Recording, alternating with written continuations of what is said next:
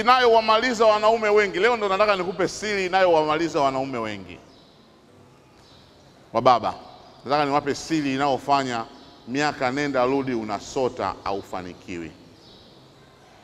Ulikuja Dar es Salaam mwaka 70 mpaka leo 2017 una kiwanja. Ulikuja Dar es Salaam wakati hii Kimara ilikuwa ni poli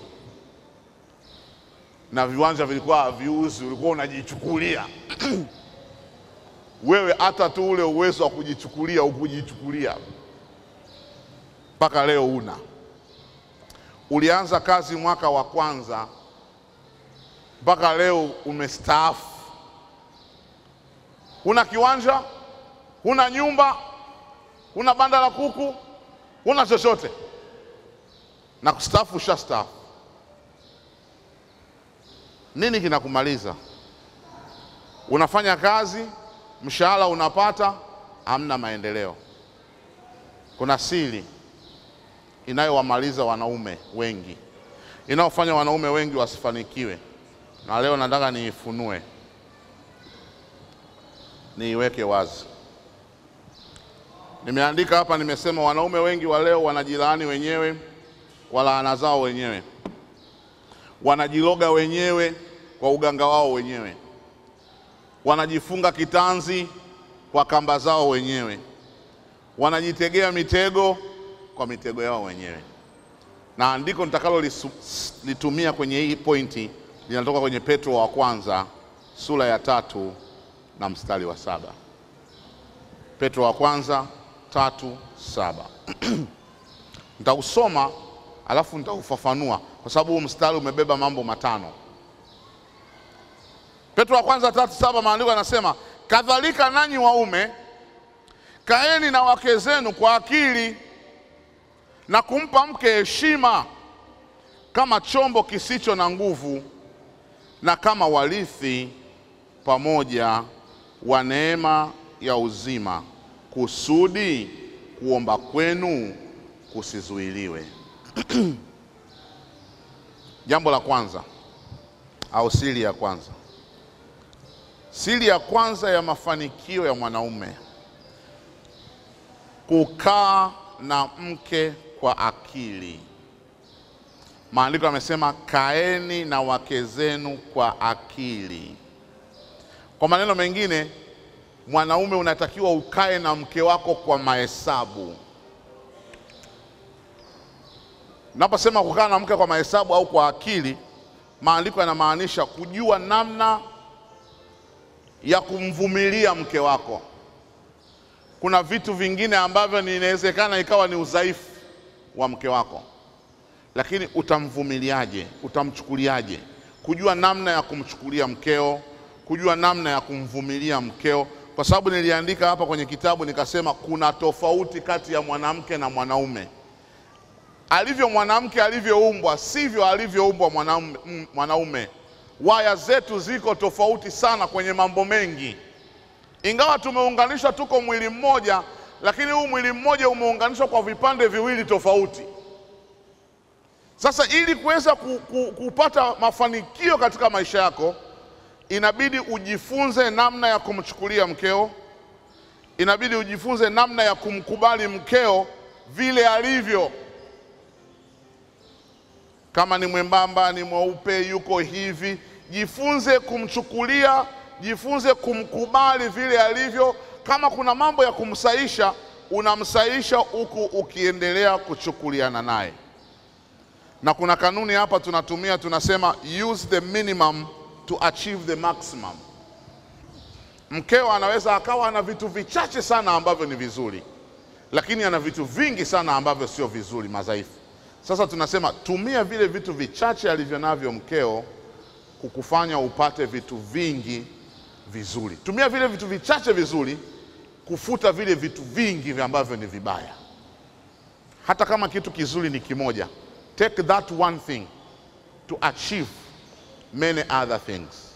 Kwa jambo la kwanza, uwe na akili. Ishi na mke wako kwa akili. Ishi na mke wako kwa mahesabu. Jambo la pili,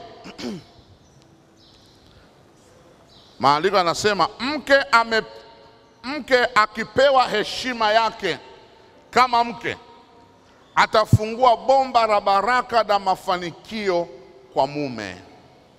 Maandiko yanasema kumpa mke heshima. Wanaume wengi hawaheshimu wake zao. Wanaume wengi hawathamini wake zao. Wanathamini watu wa nje zaidi kuliko kuthamini mke wake. Mkeo anaweza akawa hana hata vocha ya simu yake, lakini wanaume akikutana na mwanamke kule nje kanisani, mama fulani, kwa nia nzuri, sio kwa mambo ya mapenzi, mama fulani tu ana uhitaji, sijui alikuwa anaongea simu imekatika, ana vocha. Sasa jamani, hata vocha simu imekatika, afu vocha si, afu huyu mtu mama nini? Yaani kuna mtu alikuwa anampigia simu, sasa na nini, nilikuwa vocha imekatika, nilikuwa nataka nipate hata 500, sasa 500 yenyewe hapa sina, ningemalizia. Mama usijali, hiyo haina shida. Anatoa 10,000 kanunue vocha. Mama ananunua ya 500, tunarudisha 1000. Usirudishe. Sisi ni watu wa Mungu, hiyo baki nayo, haina shida. Lakini mkewe simu ina miezi 6, anapiga tu tafadhali nipigie. Akitaka kuwasiliana na watu lazima awatumie tafadhali nipigie. Haina vocha. Na mume yupo, hafanyi chochote. Anawathamini zaidi watu wa nje, lakini hamthamini mke wake wa ndani. Usipothamini mke wako, usipompa mke heshima, unapunguza baraka zako. Nataka nikwambie hivi, baraka zako ziko mikononi mwa mkeo. Ndio maana nilikwambia ile kanuni mwanzoni wakati nahitimisha. Mafanikio ya mwanaume yanategemea mwanamke aliye naye. Ndio maana maandiko yanasema apataye mke apata chombo chema, apataye mke apata kibali. Kibali chako hakiko kwako. Maandiko hayasemi pia apataye mume naye apata kibali. Mume apati kibali. Mtu anayepata mke, ukipata mke mwema ndo anakuja na ngekewa. Mke mwema ndo anakuja na kibali. Ukimpa mke heshima, unang'alisha nyota yako. Ukimpa mke heshima, unasababisha hata kazini mambo yanafanikiwa, kwa sababu umemheshimu mke. Lakini ukimdharau mke wako, utakuwa unafanya kazi sana, matunda uyaone.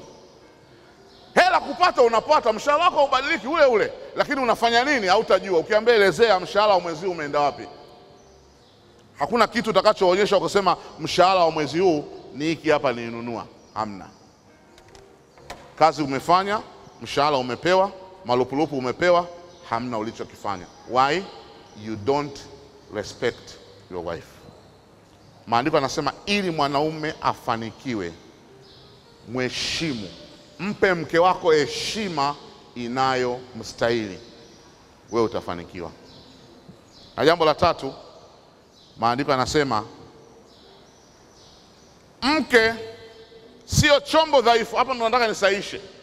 Watu wengi sana wanasema, unajua hao wake zetu hao, hata Biblia imesema mwanamke ni dhaifu. Biblia haijasema mwanamke dhaifu. Hakuna mwanadamu mwenye nguvu duniani kama mwanamke. Hakuna. Mwanamke ana nguvu, na ana nguvu zote mbili. Mwanamke ana nguvu za kufanya mambo makubwa mazuri. Mwanamke. Jumamosi iliyopita mimi na mke wangu tulialikwa, nilikuwa namwambia baba mkuu wa jimbo, tulialikwa na KKT, ushirika wa Boko. Waliandaa usiku wa wanandoa. Kapeleka mahali safi usiku kabisa, maana tulianza saa 3 kama saa 3 mpaka saa 6 hivi. Baharini huko. Siku kabisa gigiza. Wanandoa tu. Ilikuwa function nzuri sana. Kumetulia, yani tumekaa, tumekula, tumekunywa, tumefundishana, tumeongea, tumechati, tumepiana mambo mengi sana ya kuboresha ndoa. Baba mmoja akaja kuleta hoja nizungumzie, akasema, mwalimu, naomba uzungumzie kwa nini mambo yote mazuri na yanayofanikiwa huwa yanafanikiwa yakiandaliwa na wanawake na sio wanaume. Askofu, wachungaji, kwa nini wanawake wakilishika wao jambo wakaliandaa linafanikiwa? Akiliandaa mwanaume ndio litafanikiwa, lakini sio vile. Tulikuwepo hapa mwezi wa pili, si ndio baba mkuu wa jimbo? Wamama walijaa mpaka kule juu mpaka nje. Yaani hapa hivi vitu vyote hapa ilikuwa hamna nafasi. Na hakukuwa na mwanaume. Walikuwa ni nani? Wanawake tu. Kwa hiyo tukasema hivi, sasa hii inayokuja hii itabidi na mahema.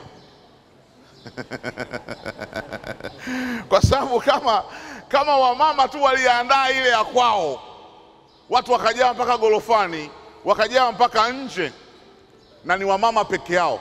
Sasa wamama hawa kila mtu akija na mumewe, watakaa wapi? Watakaa wapi? Kwa hiyo wamama wakaomba, jamani, ili jukumu tunawakabidhi wazee. Atuandalieni wazee, tuandalieni, mtuletee na waume zetu waje. Ndo sisi hapa. Hii kazi unayoiona hapa imefanya na wazee. Lakini nakwambia hivi, wamama ndo wangesema, jamani, wamama ndo tunaandaa. Wamama ndo tunaandaa hii semina, tunawaleta waume zetu. Ungeona tofauti. Kule Boko huyo mwanaume aliniambia nijibu hilo swali, kwa sababu akasema sisi wote hapa unaotuona tumeletwa na wake zetu. Yaani hata hela hatujui itoka wapi, sisi tunaambiwa tu bwana twende. Vyakula viko pale, tumekula nini, kila kitu, meza zimepangwa, ukumbi nini, kila kitu wamama wamefanya. Very successful. Akasema kwa nini sisi wanaume, yani kwenye vitu hivi vya jumuiya hatupo? Ukienda kwenye vikoba, ushaona vikoba vya wanaume? Ni wamama tu bwana, mimi kwenye vikoba. Sisi kuna nini? Sisi kwenye michango, sisi nini? Wanawake. Na wakifanya anafanyikiwa. Kwa nini? Kwa sababu kuna siri. Mungu aliweka baraka kwenye mikono ya mwanamke. Mikono ya mwanamke imebeba baraka. Kwa hiyo ukikaa na mke wako vizuri utafanikiwa. Ndio maana nikasema mwanamke sio dhaifu. Watu wengine wasema hawa wake zetu hawa dhaifu. Mwanamke sio dhaifu kabisa. Mwanamke akiamua kufanya mambo mazuri, anafanya mambo mazuri na makubwa mengi. Lakini mwanamke huyo akiharibika, moyo wake ukiharibika, moyo wake ukikata tamaa, hakuna mtu mbaya kama mwanamke. Hakuna mtu anayeweza kufanya kitendo cha kikatili. Hata vile wanafanya sijui majambazi sijui nini, hawafikii mwanamke aliyeharibikiwa. Nilisoma comment moja ya mtu mmoja akasema, mwanamke akifikia kwenye hiyo state ya kuharibikiwa, akasema enough is enough, akaamua liwalo na liwe, akajitoa kwenye utu. Wanasema huwa anafanyaga mambo ya ajabu mpaka shetani mwenyewe akimuona anasema anakaa chini apate lesson. Shetani mwenyewe anakaa chini na kalamu na daftari achukue matirio ya huo ukatili kutoka kwa mwanamke akiharibika. Huyo sio dhaifu. Sasa nataka nikufafanulia hapo maana yake inamaanisha nini inaposema dhaifu. Maandiko yanasema, kwa hiyo nimesema mke sio chombo dhaifu. Maandiko yamesema bali ni kama chombo dhaifu, delicate vessel.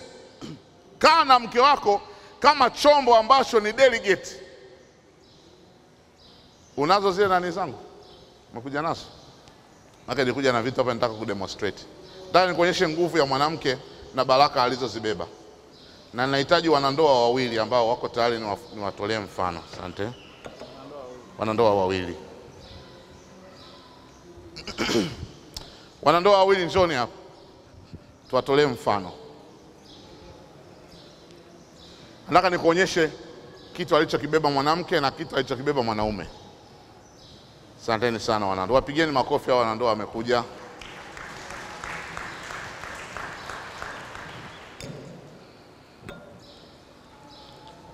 Shika hii mwanaume, na mwanamke shika hii. Okay? Pandeni hapa juu watu waone.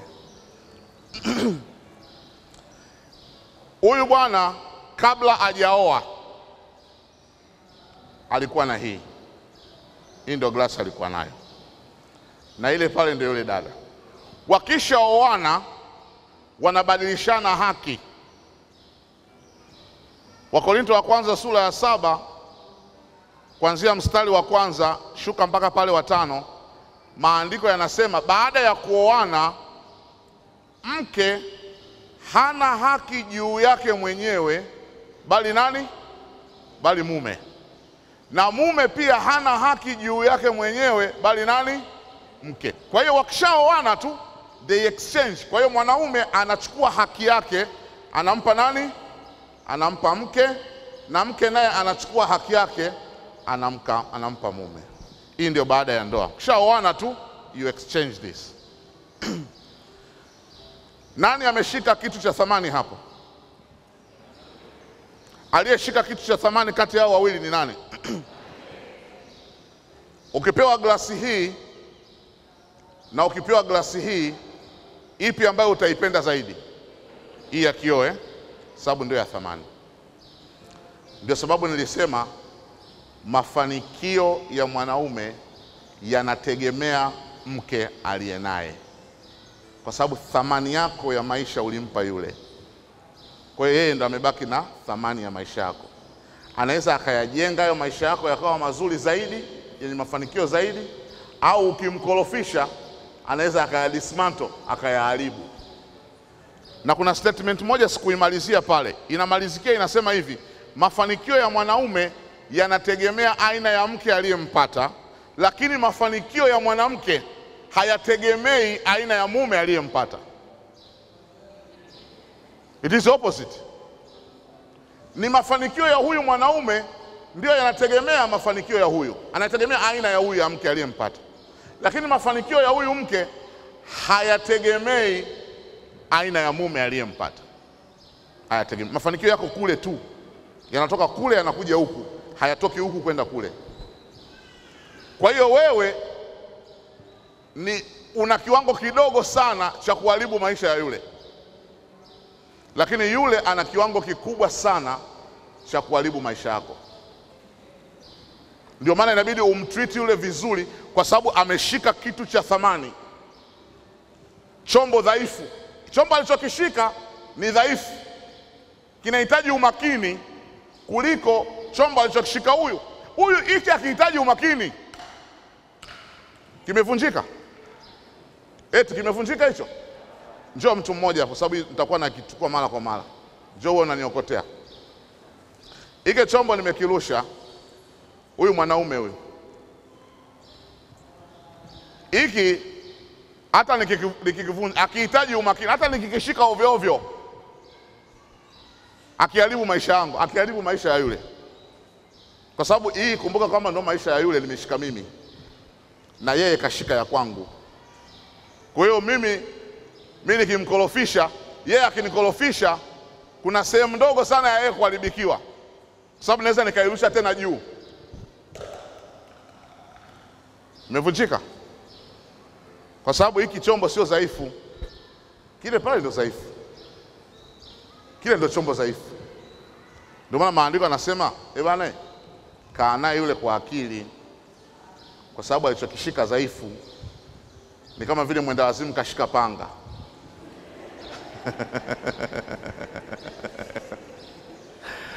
Ukikaa na mwenda wazimu aliyeshika panga, utalala.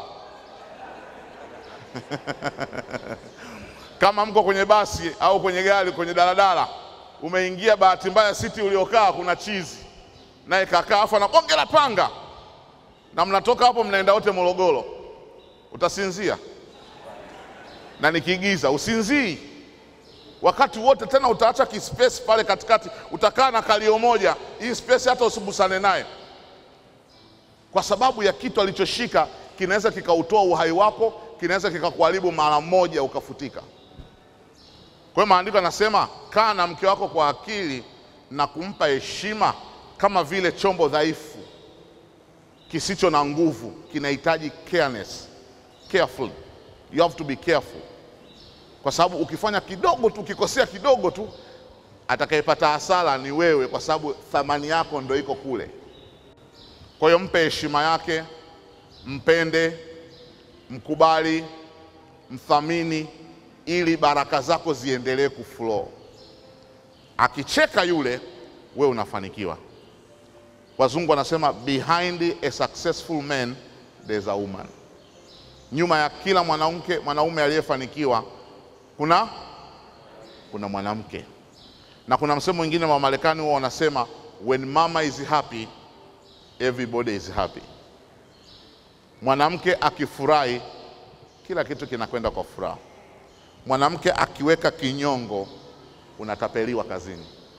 Unafanya dili zuri, unafanya kazi vizuri, ukishika tu mshiko unatapeliwa. Utakuwa unafanya nguvu nyingi sana, zinaishia kwa majambazi, zinaishia kwa matapeli, zinaishia kwenye kukopeshwa, utawadai watu wasio kulipa.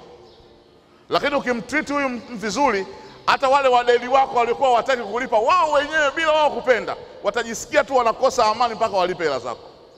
Kumbe sio wao, ni mafuta yaliyoko kwenye mikono ya mke yanasababisha wadeni wako walipe madeni yako, wanasababisha wewe kazini upandishwe cheo, wanasababisha afya yako iweze kuwa njema because you treat her well. Lakini ukimtreat vibaya, hela zako watakuwa wanakula madaktari. Wewe utakuwa na simu za madaktari wote hapa Dar es Salaam. Unajua wa TMJ, unajua wa Aga Khan, unajua wa Muhimbili, unajua wa wapi, wote utawajua. Kumbe moja ya sababu iko kule. Kuna mtu hajafurahi, kuna mtu unamtreat vibaya. Unatreat ndugu zako vizuri kuliko unavyomtreat yeye. Ameshika chombo cha thamani, wewe cha kwako ni cha kawaida. Hata nikikirusha tena kimevunjika. Lakini hiki hivi, unadhani hiki nikirusha mara ngapi ndio kitavunjika? Mara ngapi ndio kitavunjika? Wangapi wanasema 5? Wangapi wanasema 4? Wangapi wanasema 3? Hamna hata mara 3. Wangapi wanasema 2? Hata 2 hamna. Wangapi wanasema 1? It is once. Your life can be done just once as a man. Mafanikio yako just once, kwa sababu ni delegate, yameshikwa na mtu ambaye ni delegate. Ukimkorofisha moyo wake ukakata tamaa, once mlango unafungwa.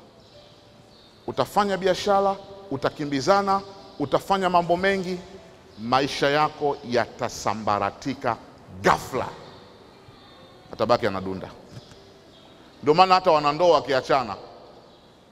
wakiachana, mke bado atabaki anadunda kule mtaani. Mume atakuwa mlevi, mume atakuwa mlevi, atachoka, atapauka, mambo yatamwendea kombo, atabadilisha leo mwanamke huyu, kesho mwanamke huyu, kesho mwanamke huyu, na yote haitafanya kazi, lakini mwanamke bado amedunda. Ndio ushangaa hata hana mwanaume yote na bado yuko. Wapigeni makofi ndugu zetu kwa mfano.